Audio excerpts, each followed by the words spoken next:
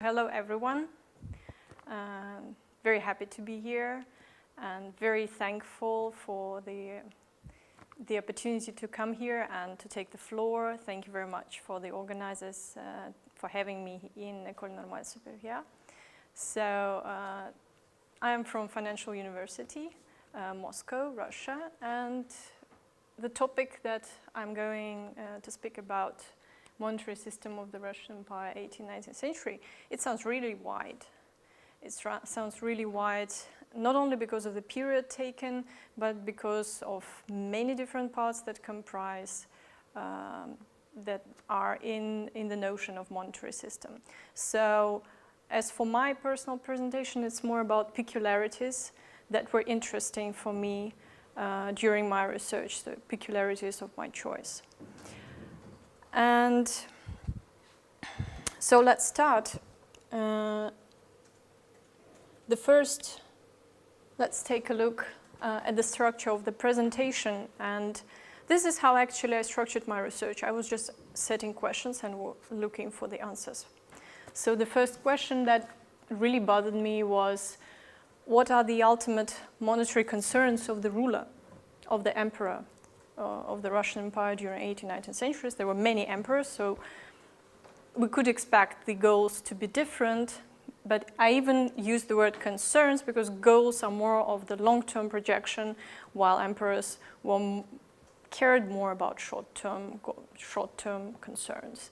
So here we're going to talk about monetary goals. In contemporary scenery, you can think of that as what are the objectives of the monetary policy? Just some small comparison, even if it's not completely the same. So the next question was, what institutions formed the monetary system? And here I wanted to speak about the state institutions and those people that were in charge of money. Usually in historical books, you either find the descriptions of institutions themselves, how they were created, not connected with the management of the flow of money, or you find just the process of releasing coins, just the mintage of coins, the nominals, and there is no connection between people and the mintage, between the institutions and the mintage, so it's not quite clear who's in charge of the money, where the money is actually, in the mintage or somewhere else, where it's stored during the whole period of time. And the next question is, how money was channeled into the economy? This is more similar to the contemporary. What's the transmission mechanism? How it flew to the different territories?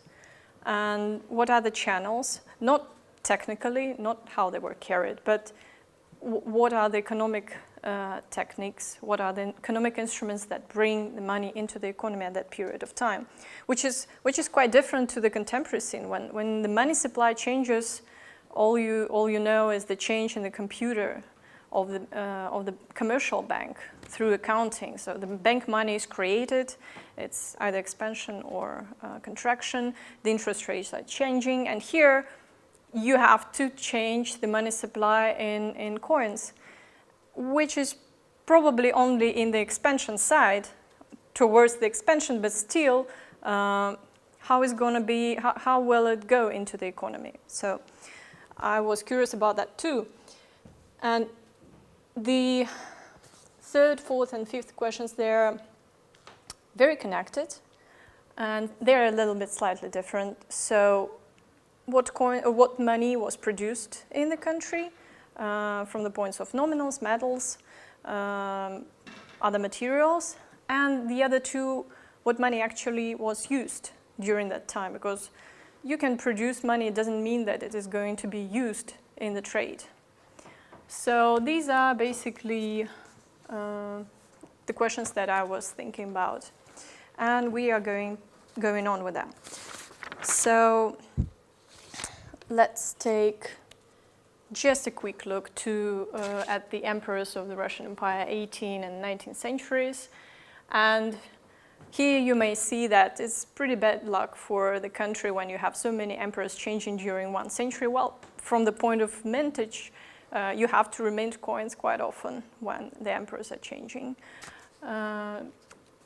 Here the stability seems to be a little more on that side, but it's just funny notice. So first we start with the question, what were the ultimate monetary concerns of the ruler? And well, obviously the first question, where find the money for the budget expenses? There are not so many options. Either it is an external loan, bad luck for the 18th century, we didn't have that option at all. Or the internal loan, also bad luck for the 18th century. We started to have internal loans only at the beginning of the 19th centuries. Or you use the taxes to collect the money that you have minted and released into the economy. But if you need more money, you can't increase the taxes till eternally, right? So it's also not the best instrument for the purpose of increasing the amount of money of covering your budget expenses. So maybe you can ask people or allow people to pay taxes in certain type of coins if you need this certain type of coin for transaction. And this could be the case, and this was the case as in 1833, like 19th century, people were allowed to pay taxes in gold coins. And in description of the act, well, basically most of the information I give to you is from the legal acts or from descriptions or from the letters of officials of the time. So in description, the authorities thought that a lot of gold coins were on hands of people. So if they assumed that the gold coins were around people, they wanted to allow them to pay taxes. So it's a kind of an option to try to accumulate gold coins in the form of taxes. We'll see later what kind of people could actually have these gold coins on hands. And the final option, and the most feasible one actually and the most beloved one among the emperors, is just to print more money or to mint more money, depending on what money you choose, coins or paper money. So if you have this monopoly, you're going to exploit that. So next question, where do we find metal for the money if we're talking about minting coins? Because if we're talking about paper money, obviously it's not so expensive to print paper money. So where do we find metal for money? In the 18th century, there were also many, not so many options, because natural resources were not extracted really well. They started to be extracted, but they were, in fact, in a very slow development. So the most feasible option was to buy metal from abroad. For example, the Persian red copper, which costed in 1731 4 rubles per pud. Pud is 16 kilos, and later on we will see how much money we could produce out of this 16 kilos of pud.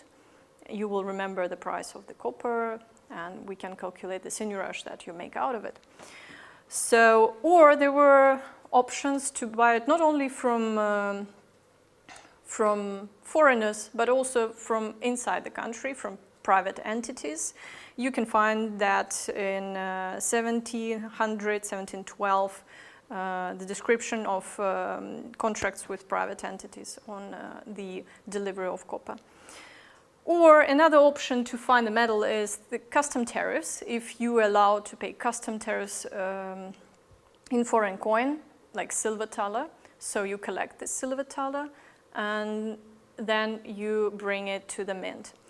And just to come back a little bit on the previous point about the buying of the metal, you can definitely buy the metal, and you can definitely buy the foreign coins as well.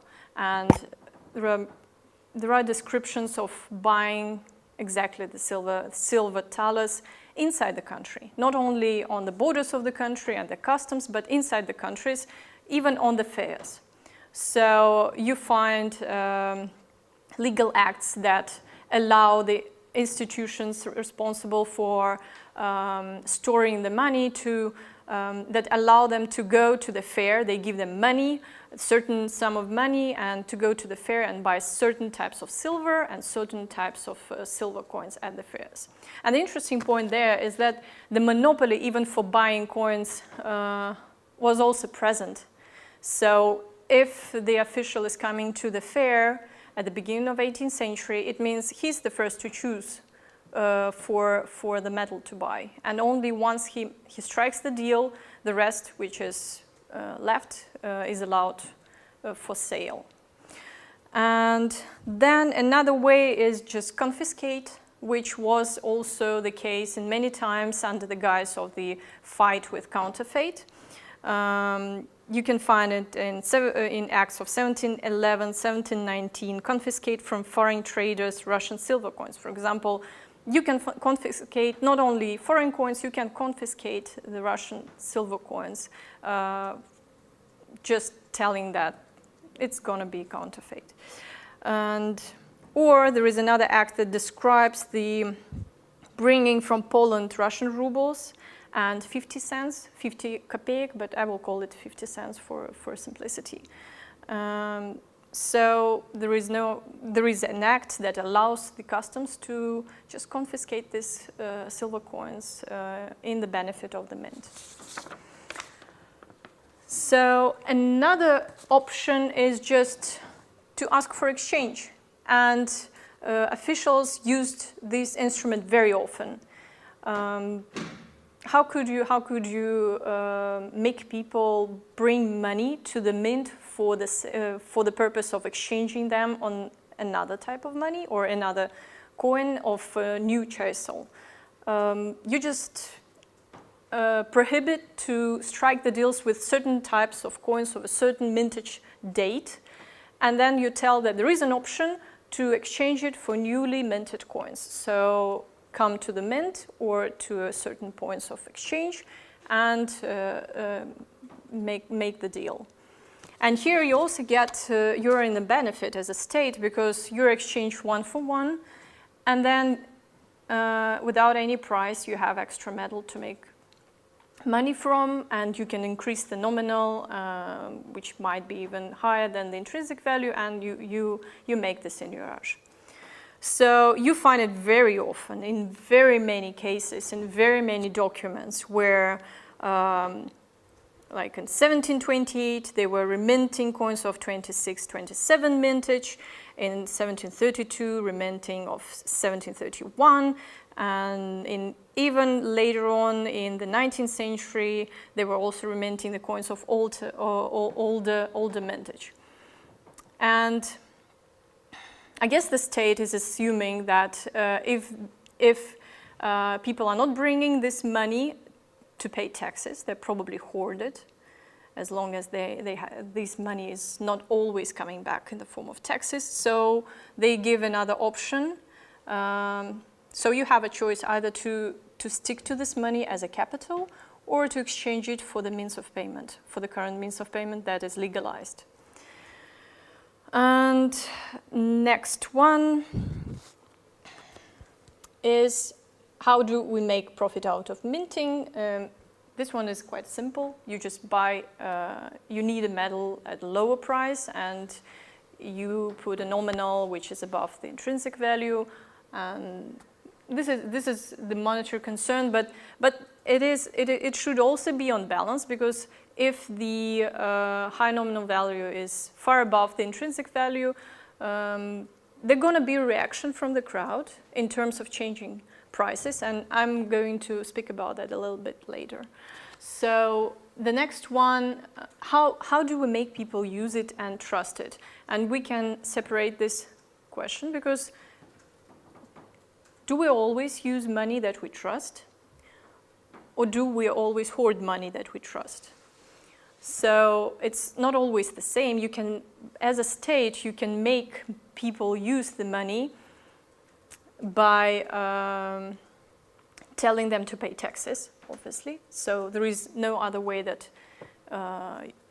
there is no other way that you can choose for trade another type of money if you later on will have to pay taxes. So you will choose certain type of money or certain coin. On the other hand, it doesn't mean that people actually will trust the money that they use. And this is always the case when bad monies are outcrowding good monies. Because of the point of trust. And there was a very funny thing happening when I was doing the research.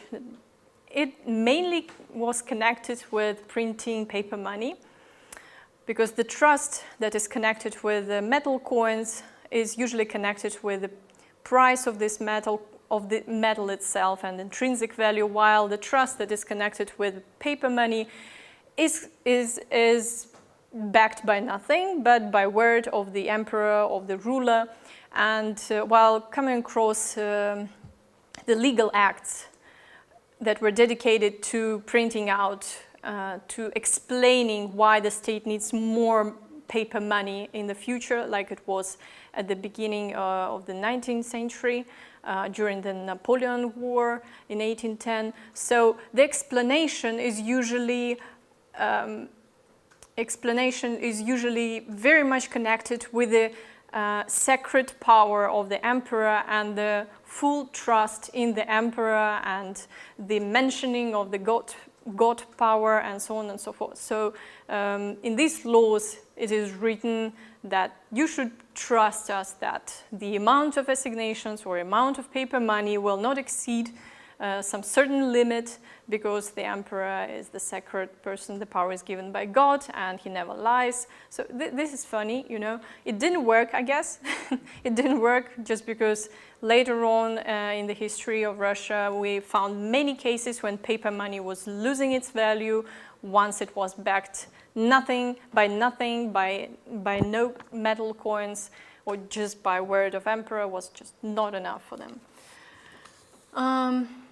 So how do we, and the final one, how do we receive back good monies in the form of taxes? So this is, we're coming back to the balance between senior rush and purchasing power and the taxation. Because you can exploit the power of senior rush if you're playing one round game. If you're releasing the money of high nominal and low intrinsic value, and you buy something on that as a state, but after that, this particular money will come back to you in the form of budget, and you will end up with a budget with completely low valued budget.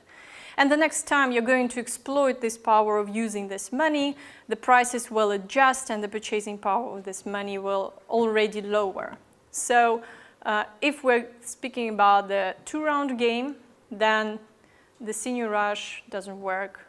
It's a short-term thing. So how could they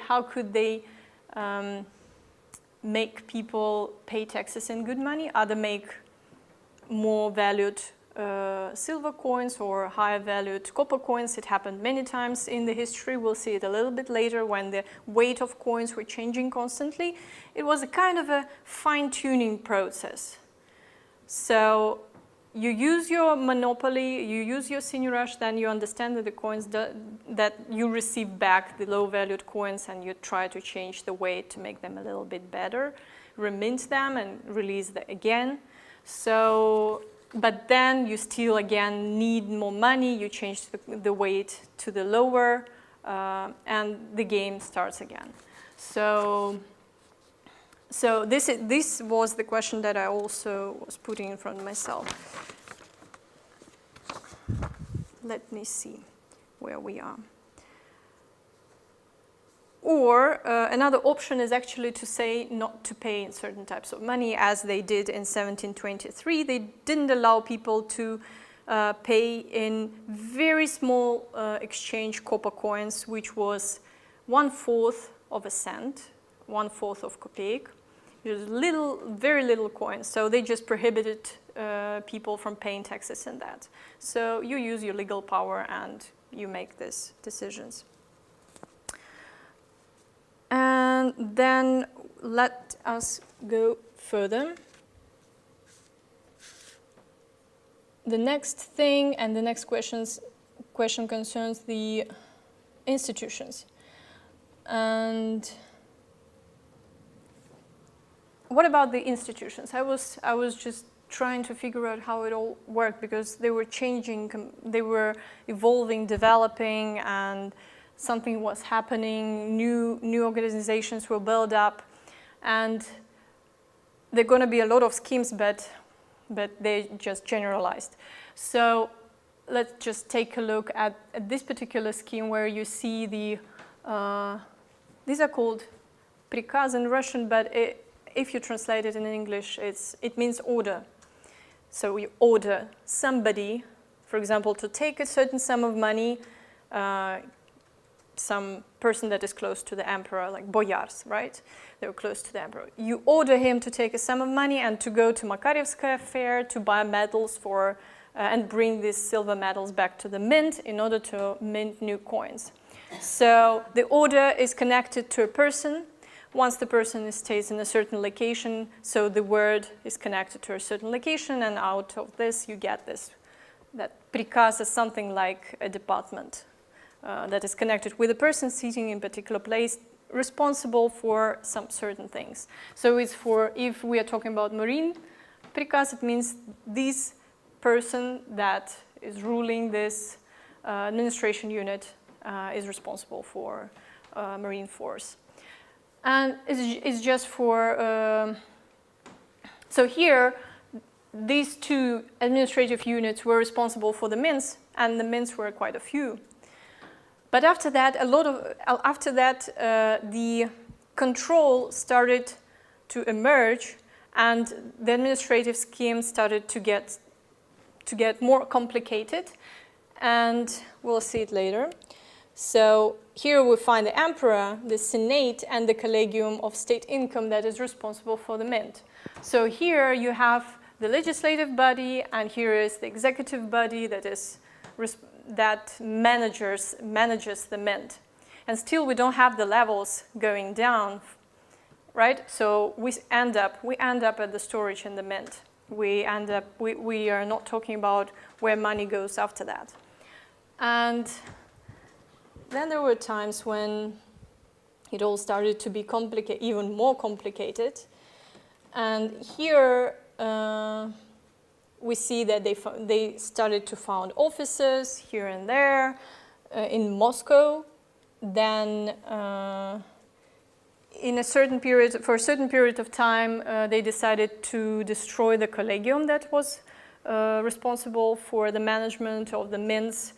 For just bureaucratic expenses, they needed to cut them down, so they decided that the legislative body is going to manage the mints, which could be a mess. And after that, they made two offices that were responsible for the mints, because the mints were situated in different areas. Still, everyone was accountable to the Senate and accountable to the emperor.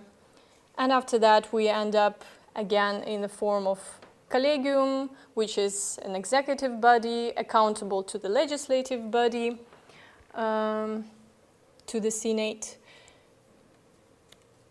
And finally, we have the ministry, which is close to European type, with the departments responsible for the minting, and this final one goes like this.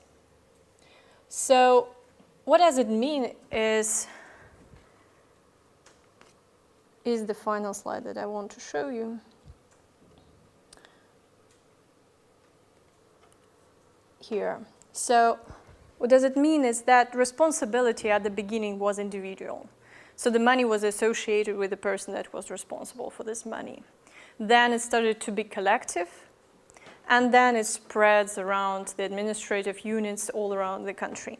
And here I wrote down the lower level of institutions that were responsible for spreading the money, which were, as you can see, the public offices in governorates and provinces. So each city, each small town had a public office, and they were all accountable to the governor, and the governor was accountable to Senate and the emperor. So this small apparently small network of administrative units were responsible for the money to flow around the country. But we don't end up here only. Let me see where we are.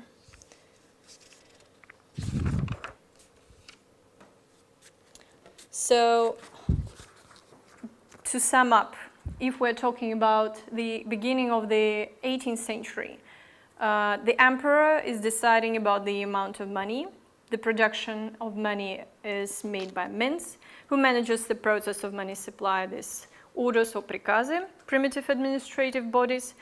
Where does money go from the print to the state treasury, directly to other orders, приказы, to cover their expenses, directly to local administrative offices to cover their expenses as well.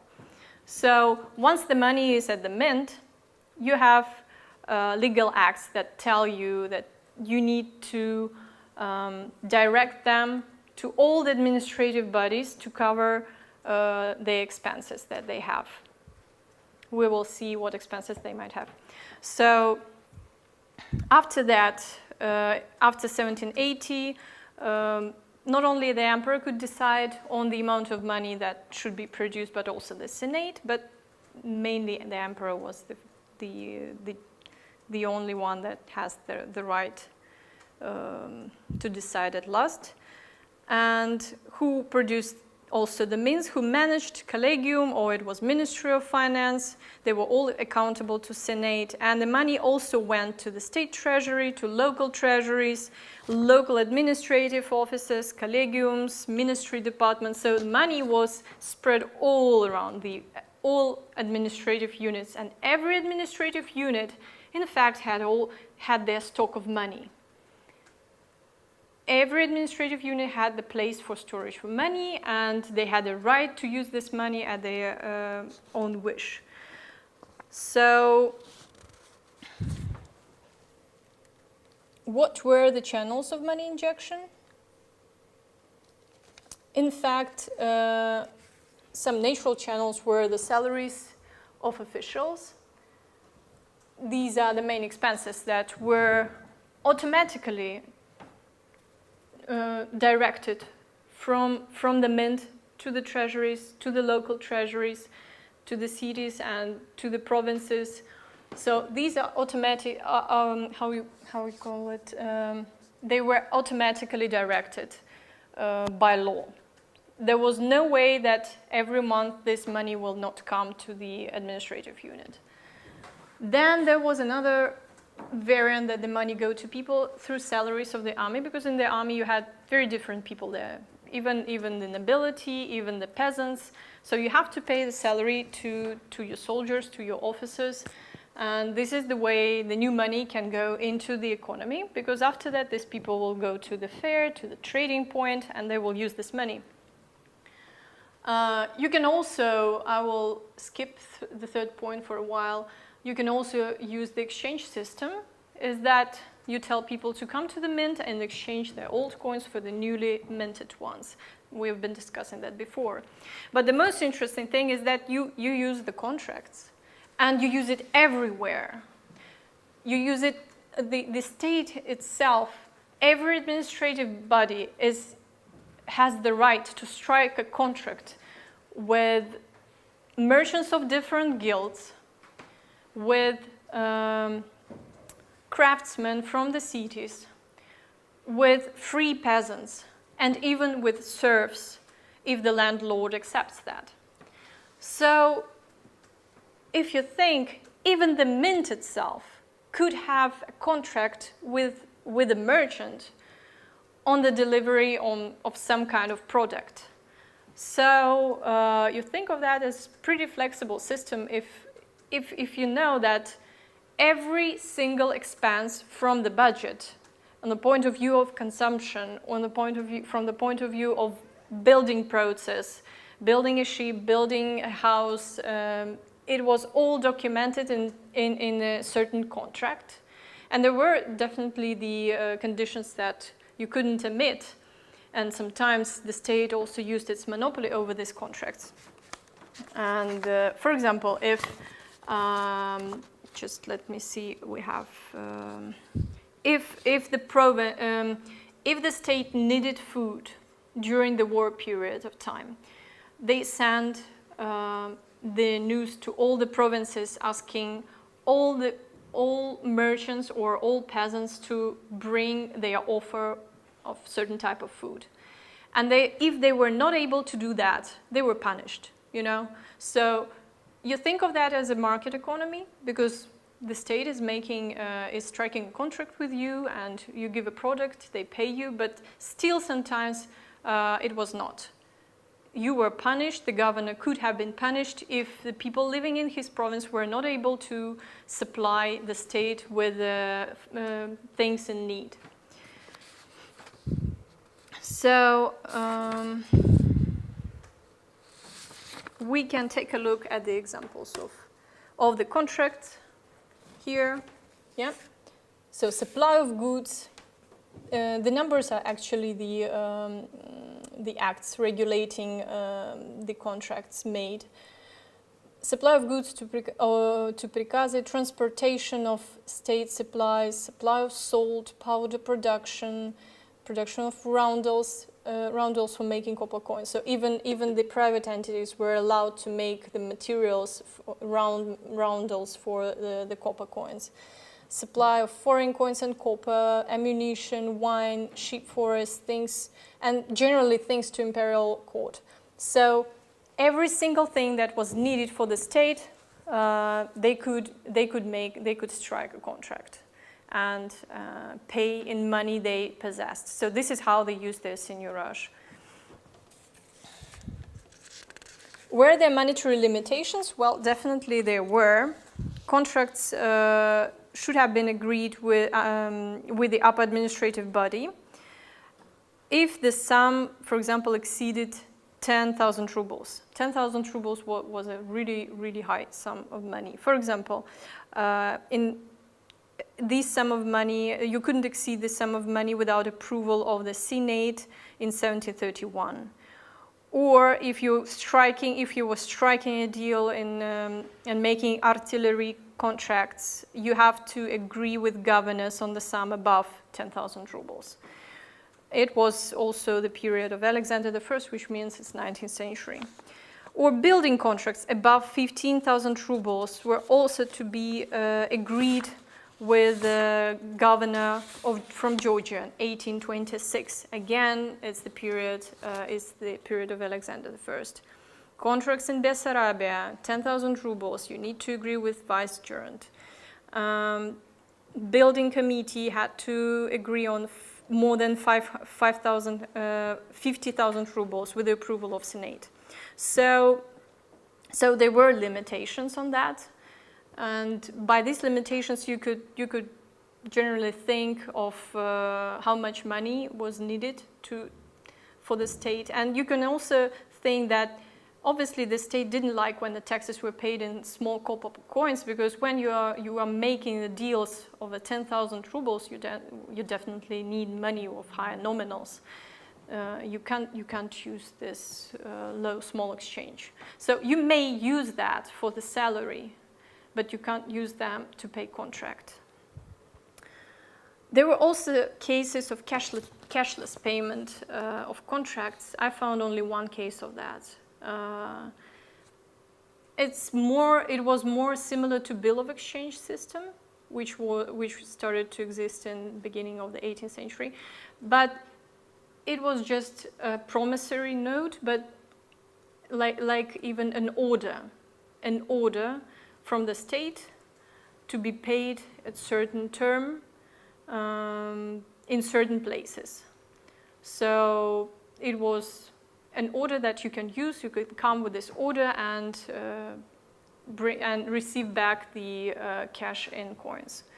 So it happened in 1759, and it was liable till 1760. And where could these orders be used? In all collegiums, in all state various offices, except for banks. And as I have said, what institutions could strike the deal, you can find many descriptions of that, contracts with treasuries, local offices, state offices, collegium, monetary offices, treasury chambers, and so on and so forth. So next we are coming to the money that was produced, what money was produced. Here you see the coinage. Yeah, I'm not including here the paper money, but I think I have this slide with paper money at the end of the presentation. But you can see on the slide that during the 18th century, they did a pretty bad job in supplying the economy with coins, with copper coins, silver coins, and gold coins. And I'm not speaking about platinum. It doesn't seem to be noticeable even in 19th century. So you can see that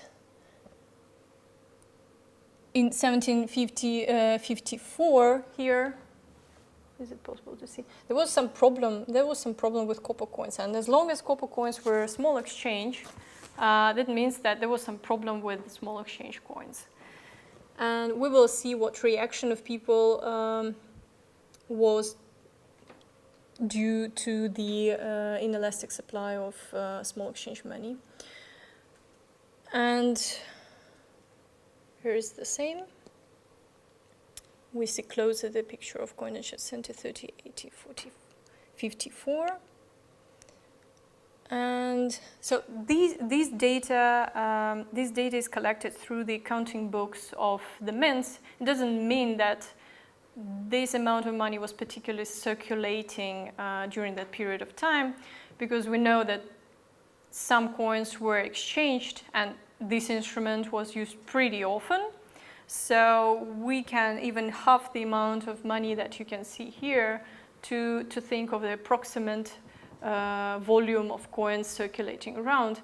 And we are not also, we can't actually calculate the amount of money that was outflowing from the country in the periods of times when abroad the metal costed more than the nominal value the coin had. So sometimes it was profitable to export the coins as a commodity abroad and melt it there and sell. So now we see the nominals of the copper coinage. Let us take a look closer. Let me see where we are. So we know that copper coins were used for retail internal trade between peasants, and also to pay taxes, some type of them, like salt and wine fees. And you can see if we don't have it here because it starts at 1730. But how could actually people react on the deficit of the small exchange? Well, they just halved the money. They halved silver coins, as long as they didn't have enough copper coins. We've seen on the previous slide, right? Is it seen? Yeah, that till the half of the 18th century, silver coins were a bit more volume than the copper coins, even though the difference between the lowest nominal of silver coins and the highest nominal of copper coins was pretty high. So we find in description that silver cents are being chopped by half or by three due to deficit of silver, how you call it, half kopeek, right? Half cents. So in Kaluga, people use even leather pieces and other types of foils as a solution for the deficit of small exchange. So in 1700, Peter the Great tried to improve this situation and started to mint the small exchange copper coins, where the lowest nominal was 1/4 of a cent, right? 1/4 of kopeek. But still, I found descriptions in 1732 and 1733, which could be seen here, that people continued to chop small silver coins by half, which means even when they started to produce copper coins, it was not enough for the volume of trade. What else? We also know from the documents that soldiers that were staying inside the country, they were paid in copper as well, in copper coins. And there was a very interesting description that in Kazan, in the affairs of ship force, business craftsmen declare that they were paid salaries in copper money, but merchants didn't accept copper money for food provisions and for other things, as they had to pay taxes in silver coins. So you found people that received salaries from the state and were paid in copper coins. And still they couldn't use them because the merchants had to pay back the tax per head in silver. So the deal, they couldn't strike the deal. So it's not only because of a nominal that of the coin, but also because of the purpose of the coin that you have to use later on. Another description we find in 1746, also concerning the army staying in Astrakhan, that should be paid in small copper coins, which is 1/2 a cent and 1/4 a cent. So they also used this very small exchange copper coins to pay the soldiers. Another interesting point, that copper coins were accumulated not only by people that were using that for trade, but somehow they happened to be in hands of richer people. And how can we guess that? For example, in 1737, it was allowed to remint the copper coins in the utensils. So the queen decided that it is legal, if you have enough stored copper coins, to remint it in the object you need in your household. We can't imagine that happening to a peasant, because a peasant will definitely use this money for a trade being, but we can imagine this situation happening in a richer upper class family that can use the money and remit it for its own purpose. What else? So now let us see in the period, let's take a look. In 1812, and between 1808 and 1812, there is a very high peak of the production of very small copper coinage, which is 1/4 of cents and 1/2 of cents, and also you see the 2 kopek happening here, but mainly the peak of 1/4 of cents has some very nice meaning. Well, during that period of time, there was Napoleon War happening inside the country. So when you have army inside the country, you have to feed the army, you have to bring the armory, and you have to make these contracts with people. You go on making these contracts with people. I was describing this situation when the state was by monopoly saying that every province should bring us the food. So this is this particular case when you have a war inside your boundaries, and you have to find money to pay not only salaries, but you have to bring food to these people, to bring armory to these people. This is why you have to change the nominal structure, because you are going to give these people these particular nominals for payment. And then another interesting point starts here. Can we see it? Yeah.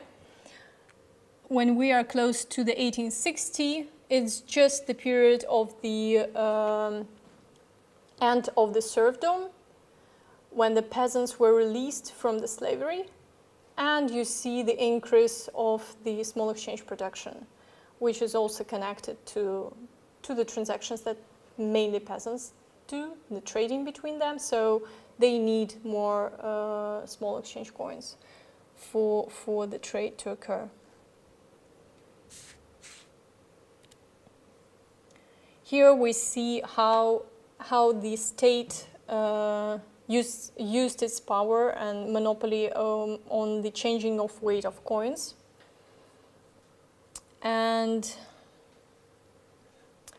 during this period of time, like 70-30, when we were buying at the beginning of the presentation, I told you that we were buying metal from Persia, the red copper from Persia. 1730, it costed us 5 rubles per 16 kilos. And here you are able to make 10 rubles out of this 60 kilos. So this is definitely a profit for the state to strike a deal with Persia for this amount of money. And here, if we go further this way and see the change from 1810 and further on, this is the period. This is the period when assignations were also circulating, and the rulers, they mainly wanted to equalize copper coins, silver coins, and assignations, so that ruble and copper means the same as silver ruble means the same as assignation ruble.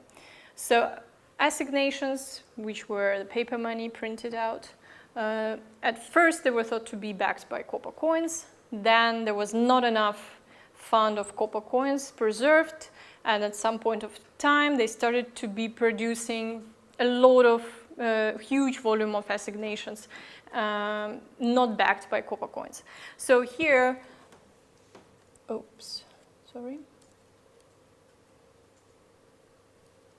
So here,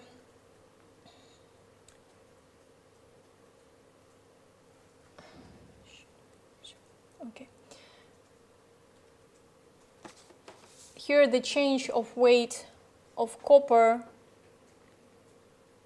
is moving towards the change of the price of assignation as well. As long as assignations were associated with coppers due to its original circulation. When assignations started to lose its value because of huge amount being emissioned year after year, and especially during the Napoleon War, they had to increase the weight of copper coins as well, because both of them were losing their value in terms of silver ruble. So since that time, silver ruble was no longer equal to copper ruble and was no longer equal to assignation ruble. And then we have a silver coinage. And where could we use the silver coins? So silver coins, you can see that the nominals are different, and the smallest nominal is only 5 kopeek. Then it goes further up. And the most popular coin was 1 ruble, which also was called the bank coin. That meant that you could use this bank coin for paying back the debts, because usually you took the loans in silver rubles. So we have an info about the loan taken in 80-20 in the amount of 40 million silver bank rubles, so particularly in silver bank rubles. So it should have been paid back in high nominal coins. You couldn't pay back in copper. So another example could be the Russian debt, which comprised 82 million Dutch guldens, 14,000 in gold rubles, 100 million in silver rubles, and more than 300 million in assignations. So it also meant that you needed silver rubles for paying the debts, for paying the loans.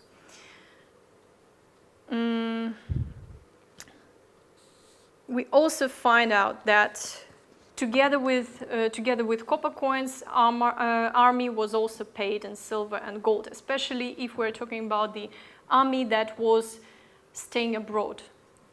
So when we were sending our army abroad, immediately you can see in parallel the acts that tell all administrative bodies to exchange the copper coins they have for the silver rubles and then sending it to the Moscow. So during the period of military expansion, during the period of when our army was on neighboring territories, there was a peak of the demand for silver and gold coins. And it was collected from all over the country. So the army, when it was abroad, it was paid in silver and gold. Well, basically because it had to also to be fed abroad, you know, to strike the deals abroad. And we also used the silver in customs, in custom tariffs. They were also used with silver, and we find some information. I found some information that in 1827 war with Persia, it costed 6,000 in gold rubles, 700,000 in silver rubles, and 9 million in assignations. So again, everything that is connected with foreign trade was made in silver and gold rubles. So this makes silver and gold rubles quite the same in this respect, as from the purpose of the functions of them. And the gold coinage was of very high nominal in comparison to the silver one, but still they complemented each other. All right, so finally we're approaching the final slide, just to see the comparison with the paper money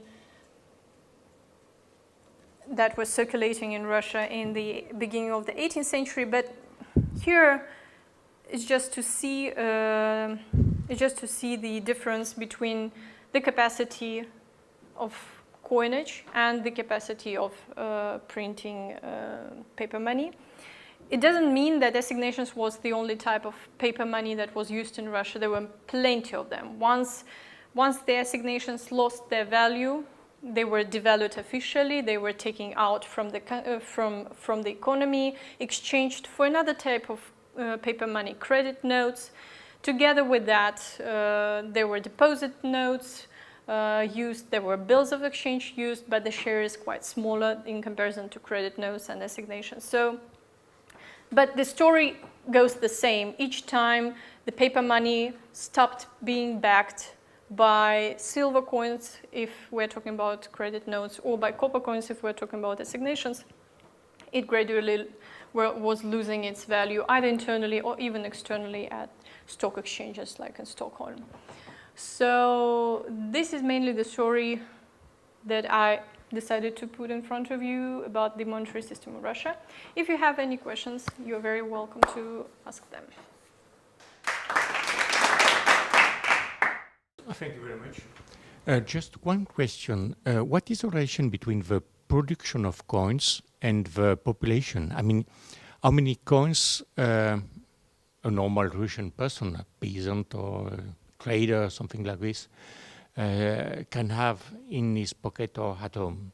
Because it seems, when I see the graphic and the production of coins linked to Napoleonic Wars, I think the main part of the production was used in Western Russia. Mm-hmm. And so in Central Russia, in Siberia, how many coins these people can have in hand? You mean by volume? Well, I'm volume on purpose. Or value? Yeah. If we're speaking about macro volumes, then in comparison to the European part, where you can have millions of coins produced for the territory. Siberia had thousands, like 200,000 per year produced like copper coins. But it's going to be, I decided not to take Siberia this time. Yeah, I was talking about more of the European part of Russia.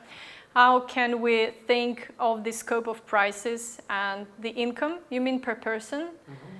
Well, it depends. If we're talking about nobility, then several thousands of rubles per year could be a very good income.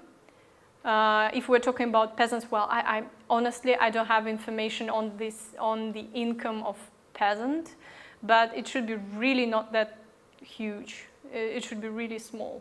Because if we find information in the acts concerning the state contracts that should not exceed 10,000 rubles per merchant, right?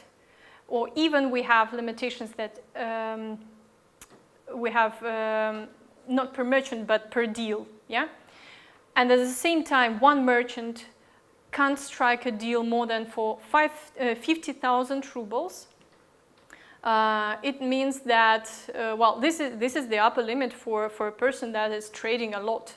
And the merchant has to pay for guild, has to pay taxes.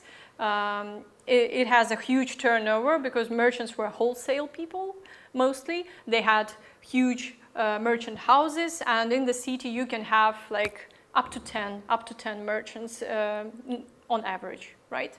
So, but this is pretty rich person, merchant, and but still, I mean, even among merchants, there were 3 guilds, which means that there were really rich ones, and there were average and a bit low income merchants. So if we go even down to peasants, I can only imagine that it's not more than 100 rubles, but I think even less than that per year. Really small amount of money. Yeah. It's kind of linked to what you just asked, but I was wondering about the cost of living for example, what can you buy with a kopeck? Yeah, well, something like you can buy, how it's called in Russia,